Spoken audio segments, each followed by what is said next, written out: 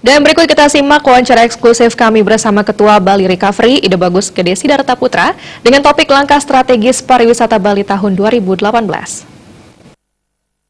Pemirsa, apa kabar Anda?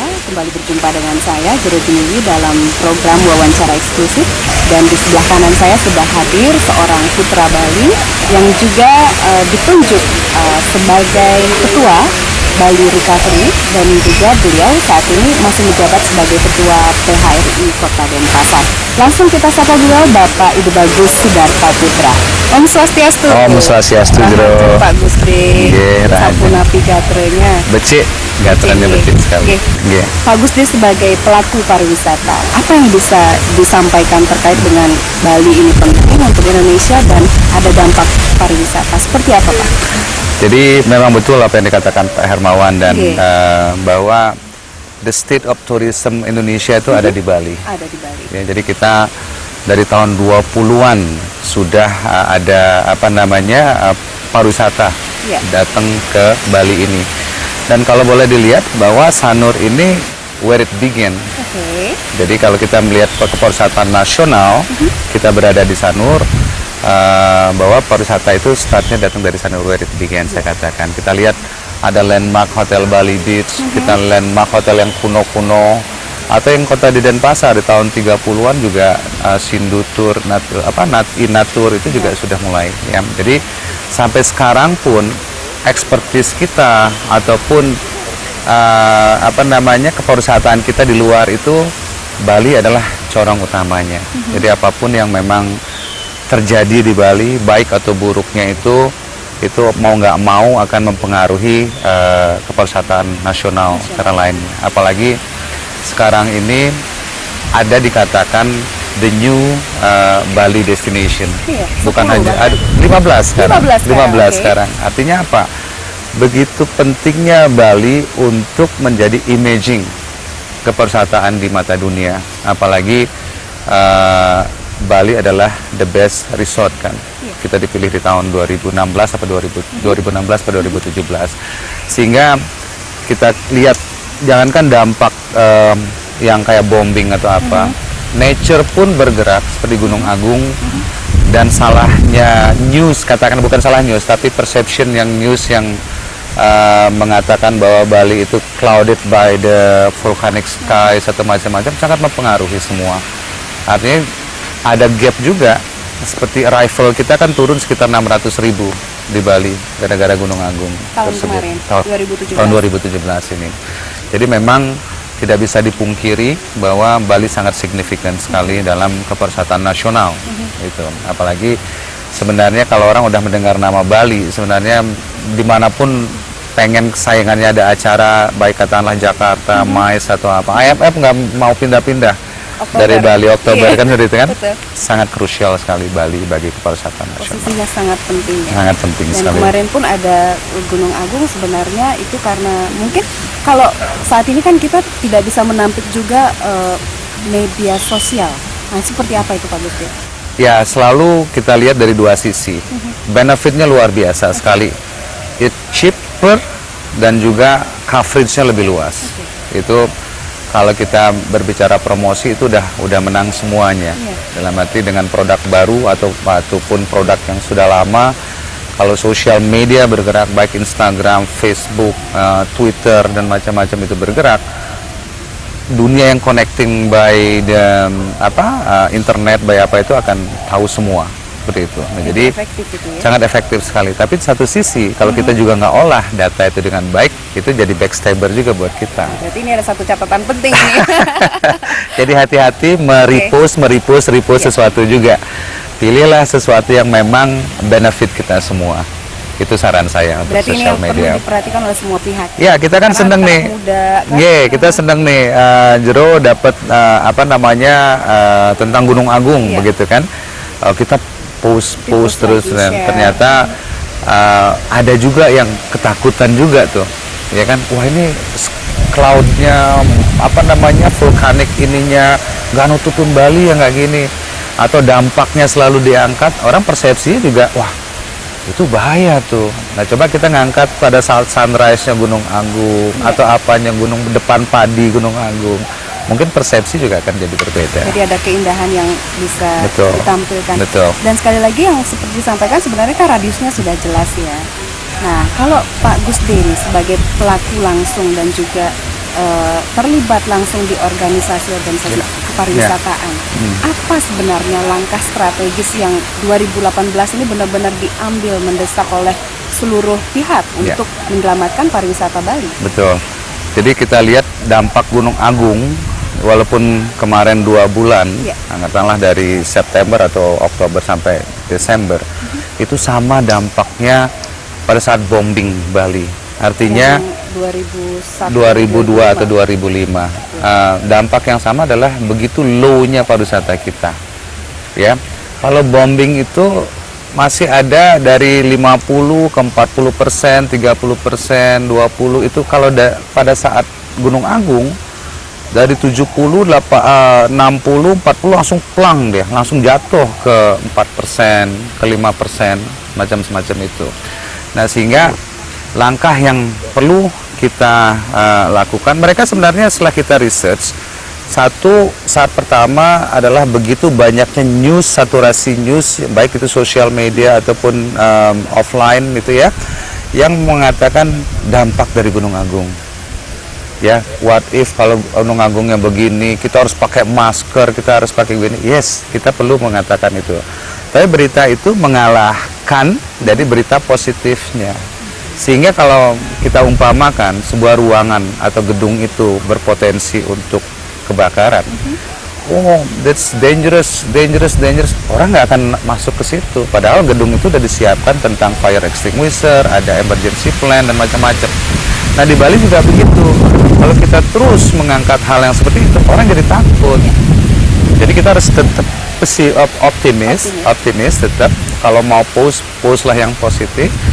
Dan yang dilakukan secara short term itu adalah bagaimana melakukan promosi tentang mitigasinya. Promosi mitigasi. Ya. Jadi bukan lagi promosi tentang destinasi, Bali, tentang mereka udah banyak kenal terhadap promosi mitigasi. Ya, jadi googling Bali di mana juga yang kelihatan yang bagus-bagus kan seperti itu. Ya. Nah, jadi mitigasi plan ini kan salah satu killer juga kemarin. Pada saat Oktober akhir bom, ya.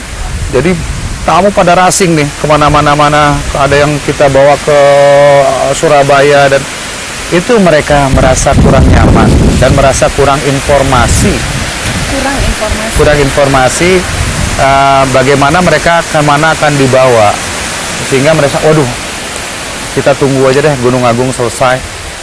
Nah, jadi kita nggak tahu kapan Gunung Agung selesai, sedangkan kehidupan ini harus jalan terus. Buktinya kita masih hidup kan di sini kan di Bali kan. Itu yang kita harus share. Jadi promosi yang kita lakukan membuat video-video tentang mitigasi misalnya. Bagaimana ada kejadian kita dari shelter hotel, lalu kalau airport tutup kita bawa dengan jenis bis yang nyaman. Kita berangkatkan ke katakanlah ke mana namanya Gilimanuk, mungkin ada stop by-nya di mana, ada refreshment-nya di mana. Kita akan perbaikin, mungkin kemarin bis pengangkut pariwisata sama nunggunya dengan bis bis truk kosong begitu ya. Itu juga harus kita clearkan sehingga dapat priority ini. Itu juga kita harus istilahnya videokan atau bikin ceritanya bahwa mitigasi itu pun kita sudah ready. Jadi ada sebuah assurance untuk para wisatawan. Mereka datang ke Bali bisa, dan pulangnya pun mereka bisa. Betul. Gitu ya. Kalau kita berani mengundang mereka, kita pun harus berani memulangkan mereka dengan baik. Itu yang harus kita. Jadi catatan penting. Itu yang harus kita lebih banyak bikin, sebarkan hal-hal. Kalau terjadi sesuatu, Anda tetap dalam istilahnya dalam convenience dan comfort sebagai wisatawan.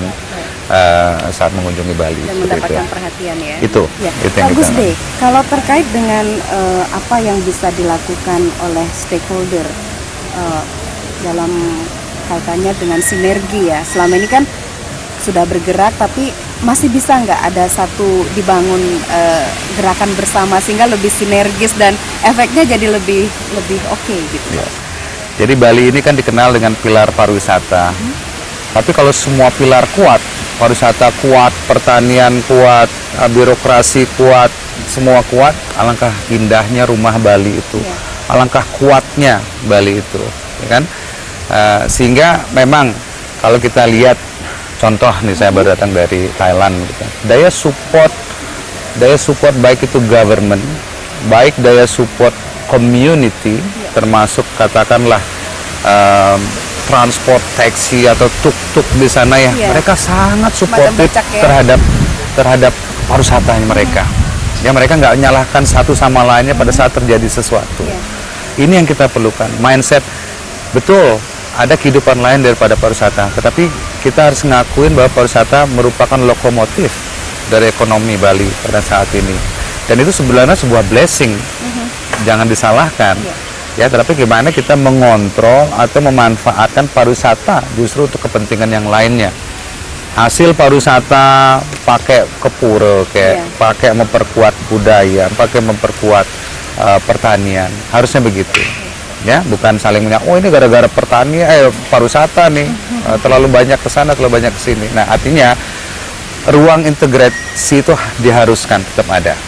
Karena kita sudah memilih pariwisata ini sebagai lahan hidup kita, sebagai way of life kita di Bali. Dan selama ini kan sangat banyak yang diuntungkan juga dari pariwisata. Baik itu dari petani, bukan hanya kita yang punya orang hotel, tetapi orang kreatif. Kalau mereka kreatif tapi nggak ada yang beli dari pariwisata, atau mereka punya pertanian, nggak ada yang petani yang beli masing dari tourism, sama juga. Nah, jadinya aturan sangat dipentingkan, ya, baik itu tentang apapun yang menjadi authority dari government, baik dari perizinan, lalu mengontrol kami, ya, supaya tidak terlalu bablas lah istilahnya investasi itu, yang pembangunan itu semua dari kepentingan dari government yang punya. Jadi integritas ini sudah sangat dipentingkan. Sedangkan kami sendiri di Asosiasi Pariwisata sudah mempunyai payung yang namanya GIPI, Gabungan Industri Pariwisata Indonesia. Kalau yang dulu namanya Bali Tourism Board. Nah, di bawah itu ada PHRI yang mempunyai hotel dan restoran, ada Asita, ada destinasi, ada guide, ada 11 stakeholder di sana kalau nggak salah. Nah, kami sudah terintegrated.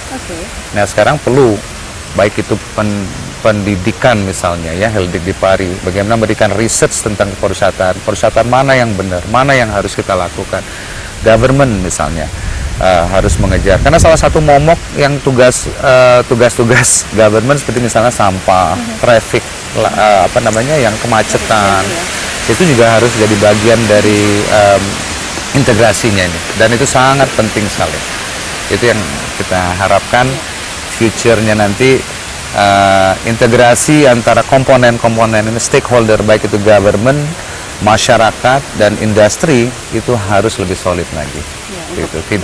Jadi tidak ada bersama-sama untuk Bali, bukan untuk pariwisatanya, tapi untuk Balinya, siapapun ada di sana. Baik. Gitu. Pak Gusdi, ini menarik sekali. Terakhir mungkin, kalau kita tahu nih kan berbicara tentang turis sekarang tidak hanya mancanegara, turis Nusantara juga luar biasa ternyata kunjungannya ke Bali. Sangat. Bagaimana Bapak menggarap pasar yang mungkin dikatakan bahwa semakin ke depan ini semakin baik untuk turis Nusantaranya? Jadi Wisnu itu jangan dianggap enteng sekarang. Kalau kita lihat GDP atau gross domestic product kita kan meningkat terus seperti itu. Jadi pendapatan kelas menengah ini terus meningkat. Bukan hanya di Bali aja. Jadi orang mau spending 500.000 atau 1 juta sekarang satu family untuk keluar makan malam itu udah banyak loh, banyak sekali loh. Belum lagi yang kita targetin dari Jakarta ataupun dari Surabaya ataupun dari kota-kota besar lainnya. Jadi Wisnu ini adalah numbers yang memang harus digarap. Ya, mereka itu satu, peningkatan daya beli, mereka jauh lebih bandel, dalam arti bandel dengan isu-isu kita. Kalau dibilang wah sampah, mereka lebih biasa, mungkin tempat lain lebih banyak sampahnya. Dikatakan wah mau naik Gunung Agung, mau ini saya harus naik bus, juga mereka lebih ini nggak masalah daripada mancanegara yang sedikit fragile, apalagi dengan suatu negara yang sistemnya sudah terlalu bagus, Begitu kita kasihkan yang kurang bagus, mereka langsung Compare ya. compare seperti itu. Numbers ini sangat signifikan pergerakannya. Malah kalau kita lihat kan Bali 5,7 targetnya itu 4, sekian tercapai mancanegara, sedangkan Wisnu itu hampir double sudah. 7 juta apa 8 juta Wisnunya.